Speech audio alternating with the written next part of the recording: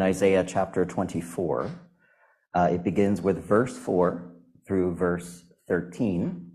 Listen for the word of God. The earth dries up and withers. The world languishes and withers. The heavens languish together with the earth. The earth lies polluted under its inhabitants, for they have transgressed laws, violated statutes, broken everlasting covenant. Therefore a curse devours the earth, and its inhabitants suffer for their guilt. Therefore the inhabitants of the earth dwindled, and few people are left.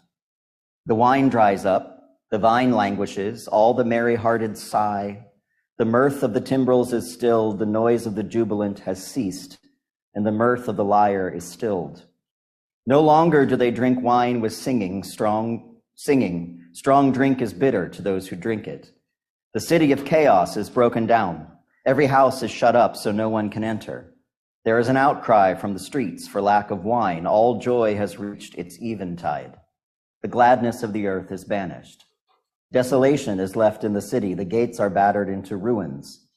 For thus it shall be on earth and among the nations, as when the olive tree is beaten, as at the gleaning when the grape harvest is ended. This is the word of the Lord.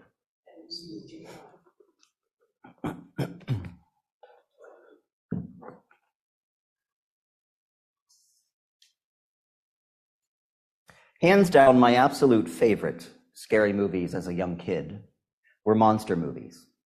Monster movies are like a subgenre of the genre of horror movies, right? And I just could not get enough of them. Especially, of course, the king of all monsters, Godzilla. I have seen every Godzilla movie ever made so many times, it's embarrassing. But not just Godzilla, because not all the monsters in movies are kind of like these giant behemoth things, right? But some of them are. I've seen every giant alligator movie, every giant crocodile movie, every giant scorpion, every giant shark, every giant tarantula. I've watched armies of ants invade towns. I've watched spiders take over entire villages. I've even seen rampaging earthworms attacking cities.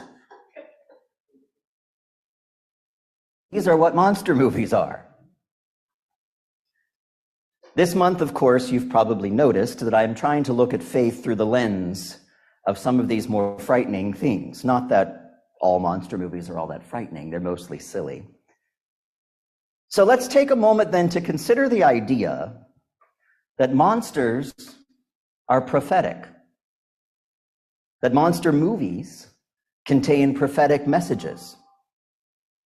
In fact, there is a subgenre within the subgenre of monster movies that happens to be one of my favorite genres, and it's a very grim genre, actually. Many, not all, but a huge number of what we call monster movies fall into this category, and the category is nature's revenge. For decades, movies about monsters have addressed the impact that we have on the earth and the damage that we do. At first glance, it's pretty easy to look at something like Godzilla and see a bunch of grown men running around in rubber suits, stomping on Tonka trucks and Lego buildings. But let me ask you this question. Where did Godzilla come from?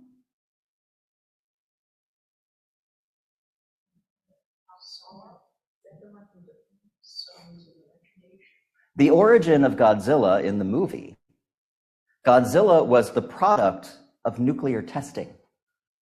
Godzilla was the product of a nuclear arms race, a monster created by radiation that resulted from testing atomic bombs in the ocean. Godzilla was awakened by human violence. And as Godzilla rose from the sea to set foot on the screen for the first time, he became this massive symbol of the destructive power of nuclear war and bad stewardship of the earth. And friends, if you know that his origin is in Japan, Japan knows firsthand the destructive power of nuclear weapons. Godzilla was a monster made by people, awakened by people, not some random evil thing stomping on the earth.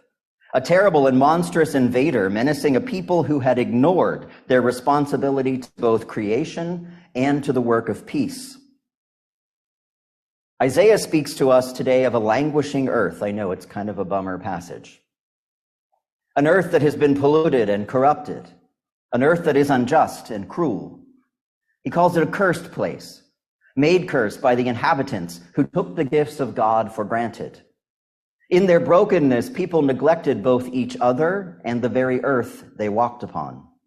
They exhausted the earth to feed their ever-growing hunger, not for food necessarily, but for power. They stained the earth with the blood of human violence, and many times in the Old Testament, you will find that violence corrupts and stains and pollutes the earth itself. Not to mention the violence we have done to creation and the carelessness of our consumption. These people traded God's loving call to exercise care and dominion over creation with mercy and grace. They traded that call for a human understanding of dominion as power and control. I give you dominion over the earth and the creatures of the earth. Not a call to power, not a call to kingship, but a call to stewardship. They saw the blessedness of their humanity, of their created humanity, as a source of their supremacy, instead of as a reason for their responsibility to earth and to neighbor. The result was a desolate, chaotic, devastated nation, a place made silent and sad in the aftermath of human abuses. The monsters in our movies become symbols of that desolation, symbols of that chaos. They are nearly unstoppable in most cases, and they are almost always the result of human excess. And if you watch Godzilla movies the way that I did, and if you have any knowledge of them, you will know that in later movies, Godzilla became kind of a hero. He was a monster that little kids loved. He was a protector of children. He was the one defending the planet from other monsters. Monsters that also represented the outcomes of our misuse of the earth. Godzilla himself breathes radioactive fire. He breathes radioactive pollution onto the earth. Rodan, the giant pterodactyl, flaps wings and giant stormy winds suddenly engulf the land. Buildings are knocked down. Entire cities leveled by the wind.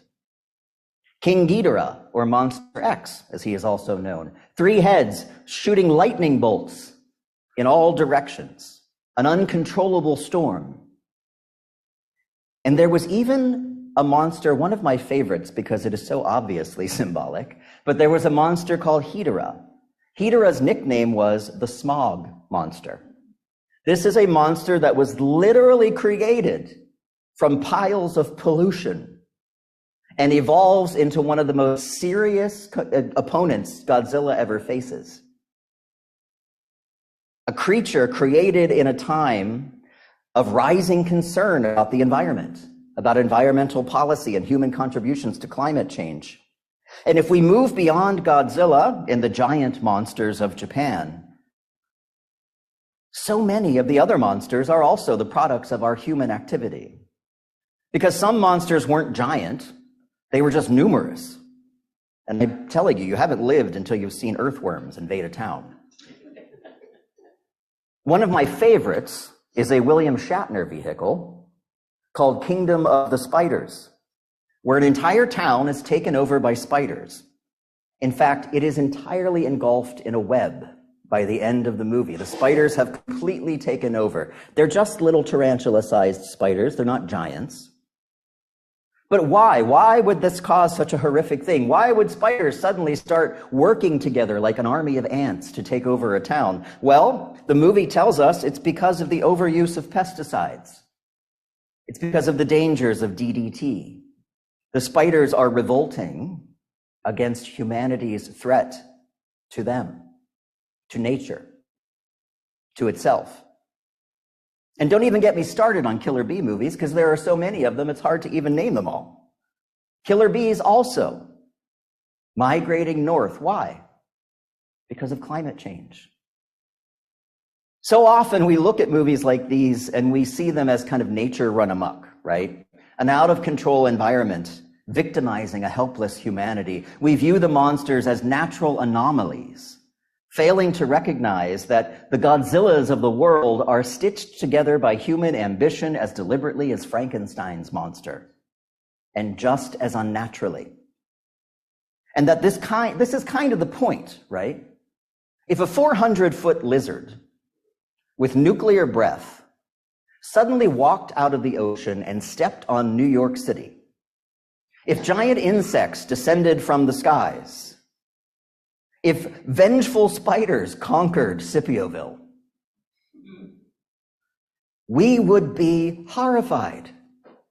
We would call it apocalypse. We would talk about the end, right? 400-foot lizards are nothing to joke about.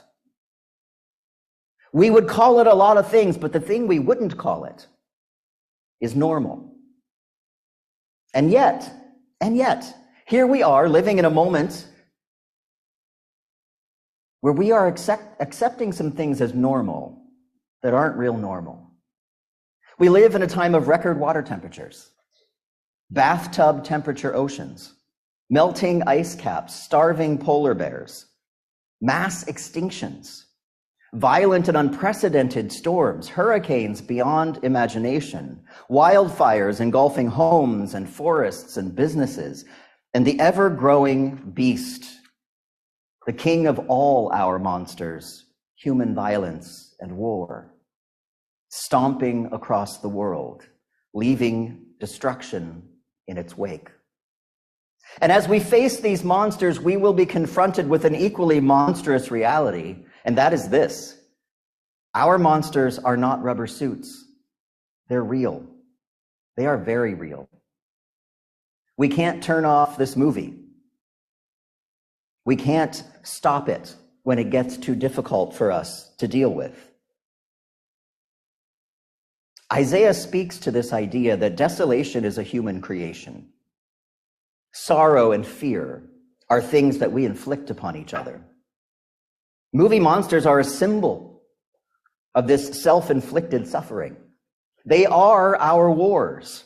They are our bombs. They are the misuse of God's gifts. They are our abuse of the environment, our devastation, and they become an unfortunate and tragic symbol of our refusal to believe in the monsters we create. They are an invading force, a prophetic warning. They are the Babylon of modern times, a terrifying result of the human refusal to heed the prophetic call to love God's creation, to care for God's creation, to love one another and to care for one another. Monsters leave behind a shocked and broken people, a people trying to banish monsters all the time with the same weapons and indifference that summoned them forward in the first place. Godzilla is often attacked by armies to no avail, because Godzilla is the army. Godzilla is the weapon. Godzilla is the explosion. Godzilla cannot be destroyed by the very things that created him. In fact, gets stronger as a result.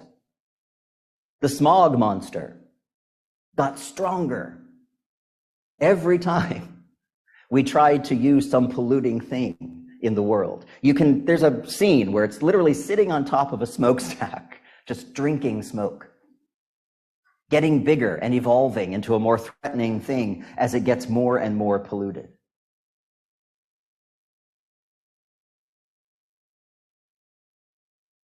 But then there is what comes after. Monsters can't be prophetic, of course, unless they are teaching us something. They can't be prophetic unless they are offering some kind of call to us.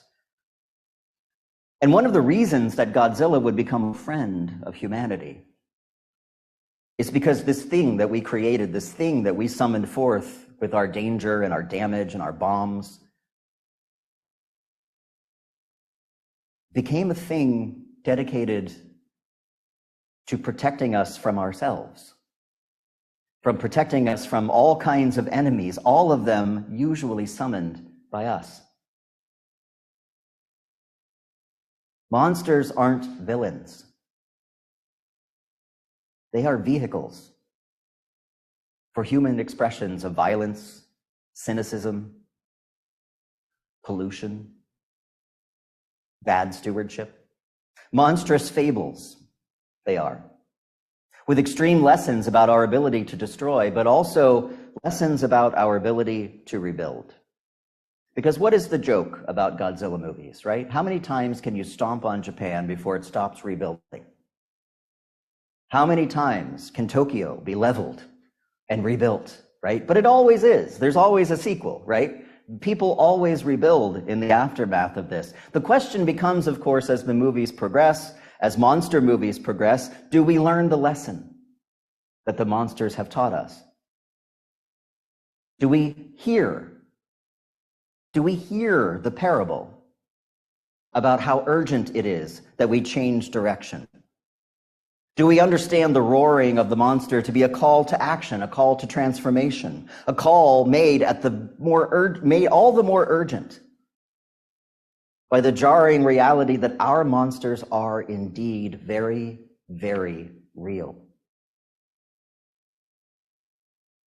Because monster movies, like any other scary movie, they're about hope.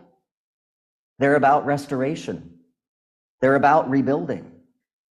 The gospel itself is an entire story about the way we conquer our monsters, the way we overcome our carelessness, the way we become more mindful of the choices we make and the things that we do. And the Bible, of course, is full of its own monsters. Read Revelations.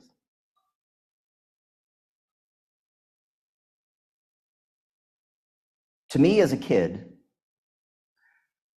Godzilla was a hero.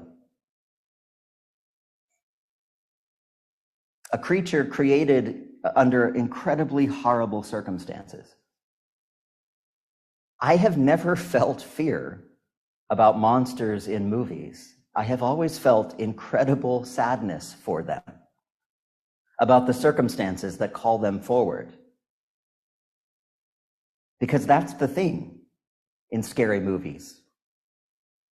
The best movies don't celebrate evil. They don't celebrate destruction. They celebrate conquering it. They celebrate light. They celebrate hope. But their first function is to jar us into reality. And sometimes that takes a 400-foot lizard explaining why our pollution and destruction of the earth will have consequences we cannot imagine and we cannot escape. Because the threat to this earth by pollution, by overconsumption, by the exhaustion of the land, by the wars that soak the soils with human blood. These are existential threats to our existence, and they are very, very real. I was never afraid of monsters in movies. But people, that's a different story. Amen.